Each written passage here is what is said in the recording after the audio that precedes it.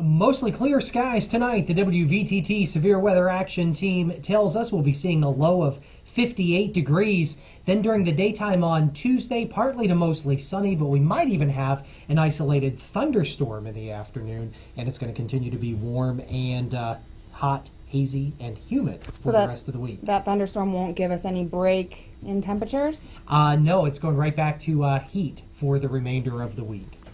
No luck there, right? Oh, darn. Absolutely.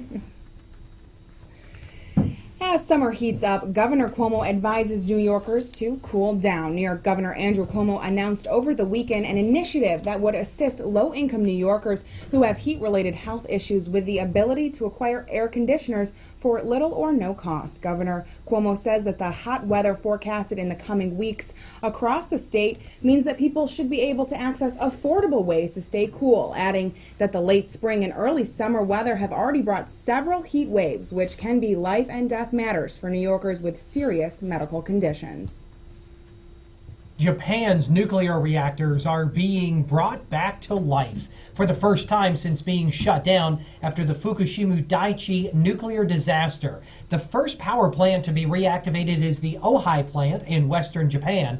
That plant came online on Sunday, but its relaunch has attracted huge controversy, as Paula Hancock reports. Chanting, "We oppose the restart." The crowd rushes the Japanese Prime Minister's residence. Friday's aggressive protest, a rare sight for Tokyo, and a sign of just how much outrage there is over the country's nuclear program. On Sunday, engineers restarted the Olean No. 3 reactor, the first to go back online since all 50 of Japan's nuclear reactors were shut down following the tsunami and meltdown at Fukushima Daiichi. The Olean plant should start providing electricity to the surrounding area on Wednesday, including Japan's second biggest city of Osaka. Before the disaster, Japan relied heavily on nuclear power to meet 30% of its energy needs. Without it, businesses and homes have struggled to cut power use during the summer months, limiting working hours, employing fuel generators, and severely reducing the use of air conditioning and overhead lights.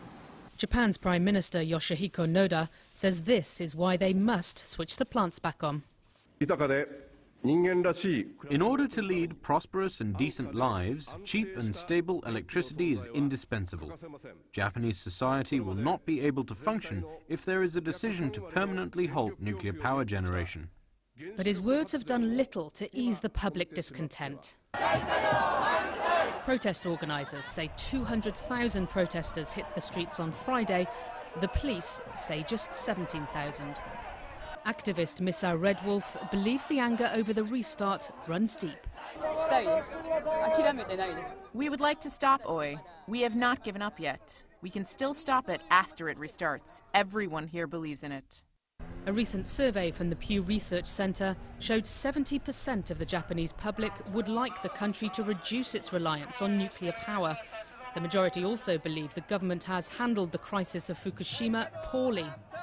Skepticism over the official line on nuclear safety and food contamination remains. These issues motivate first-time protesters like 41-year-old mum Masami Komatsu. No one took the responsibility for the Fukushima accident, and the crisis is not over at all, she says. I do not want the government to take further irresponsible action. Others say they understand how important nuclear power is to Japan, but believe their government needs to find a new way to power the economy. So far, there's little sign the protests will have any impact on public policy. Another of OE's nuclear reactors is set to restart operations on July 24th. Paula Hancock, CNN Seoul. Motorists will get a break at the pump during one of the biggest holiday weekends of the summer, but it may not last long after decisions in Europe gave oil prices a boost. WVTT's Molly Inglet visited a local gas station earlier today and tells us what local travelers can expect to pay at the pump. In the past few weeks, gas prices have been dropping. In Pennsylvania, the state average is $3.33 a gallon. In New York, the state average is $3.61 a gallon. And here at the Country Fair in Olean, it is $3.65 per gallon, just a little bit above the state average. So if you're traveling for the 4th of July holiday, remember to drive safe and to fill up.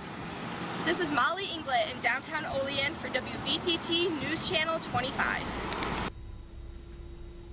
Local resident Lonnie Miller told WVTT that the prices of gas won't interfere with his holiday plans.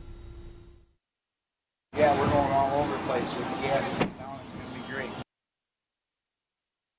With 3.2 million vehicles expected on the Pennsylvania Turnpike this holiday week, the Turnpike is emphasizing safety during the upcoming Independence Day holiday, urging travelers to buckle up properly. Turnpike maintenance and construction work is being suspended until 6 o'clock in the morning on July 5th, and all lanes will be open to traffic except in emergencies. Pennsylvania Senator Mike Stack has a question for universities in Pennsylvania. What are they really using their state funding for? Stack wants full disclosure on how the University of Pittsburgh, Penn State, Temple University, and Lincoln University are spending their funding from the state. Stack has offered amendments to 4 budget bills that will make it mandatory for these schools to clearly outline where their funding is going. The 4 bills are currently waiting for Governor Tom Corbett's signature. If passed, the universities would have to keep their state allocations in a separate account from other funds. Catherine Pudi is taking over the top spot at the Bradford Area School District this week. She had been the assistant superintendent. She's taking the spot left vacant by Sandra Romanowski, who announced her retirement earlier this year. We have more of the 6 o'clock report next here on News Channel 25 WVTT.